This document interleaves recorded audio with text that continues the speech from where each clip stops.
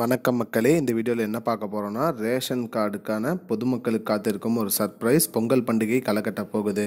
என்ன அப்படின்னு பார்த்தீங்கன்னா, ரேஷன் கார்டுக்கு எவ்வளோ பணம் கொடுக்குறாங்க அப்படிங்கிறத பற்றி தான் இந்த வீடியோவில் பார்க்க போகிறோம். நம்ம சேனலுக்கு யாராவது புதுசாக வந்திருந்தீங்கன்னா மறக்காமல் நம்ம சேனலை சப்ஸ்கிரைப் பண்ணி பெல் ஐக்கானை கிளிக் பண்ணிக்கோங்க. இந்த வீடியோவுக்கு ஒரே ஒரு லைக்கை மட்டும் கொடுத்துருங்க. வாங்க வீடியோக்குள்ளே போகலாம். தமிழ்நாட்டில் பொதுவாக ரேஷன் கார்டுக்கு வந்து பொங்கல் பண்டிகையை முன்னிட்டு ரூபாய் 1000 வழங்கிட்டு வந்தாங்க. அது போக பொருட்கள் வழங்கிட்டு வருவாங்க. கரும்பு, அரிசி, பருப்பு, இது வெல்லம், இது போன்ற பொருட்கள்லாம் வழங்கிட்டு வந்தாங்க. கடந்த ஆண்டு பார்த்திங்கன்னா திமுக அரசு வழங்கிய பொருட்களில் நிறையா குளறுபடி இருந்திருக்கு. வெல்லம்லாம் உருகிருச்சு, முந்திரிலாம் புழு இருக்குது, அரிசியில் வண்டு இருக்குது, அந்த மாதிரி நிறையா தரமற்ற பொருளை வழங்கினதாக நிறைய புகார்கள் எழுந்து வந்துச்சு. அதனால் இந்த ஆண்டு அதை சரி கட்டுற வகையில் வழக்கம் போல் கொடுக்குற 1000 ரூபாயும் மற்றும் இந்த பொருட்களுக்கு 1000 ரூபாயும் கொடுப்பதாக அறிவிச்சிருக்காங்க. இந்த அறிவிப்பு இன்னும் அதிகாரப்பூர்வமாக அறிவிப்பு வரவில்லை. இந்த ஆண்டு அரசு இதுக்கான ஆலோசனையில் மேற்கொண்டு வருகிறது, ஆலோசித்தும் வருகிறது.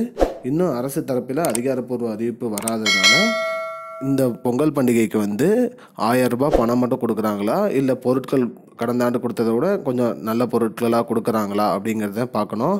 ஆனால் பொருட்களில் எந்த ஒரு குறைபாடும் இருக்காது அப்படிங்கிற மாதிரி சொல்லியிருக்காங்க. அதனால் 1000 ரூபாய் பணமும் ப்ளஸ் 1000 ரூபாய் பொருட்களுக்கான பொருட்கள் நம்மளே வாங்கிக்கிறதுக்காக பணமும் 2000 ரூபாய் ஒரு ரேஷன் கார்டுக்கும் கொடுப்பதாக கூறியிருக்காங்க.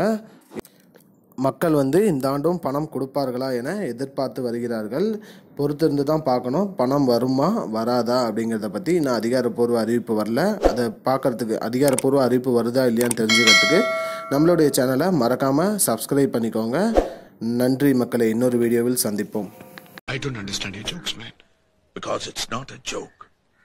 முன்ன பின்ன தெரியாத ஒரு பையனுக்காக விடுற அந்த மனசு இருக்க, அதான் கடவுள்.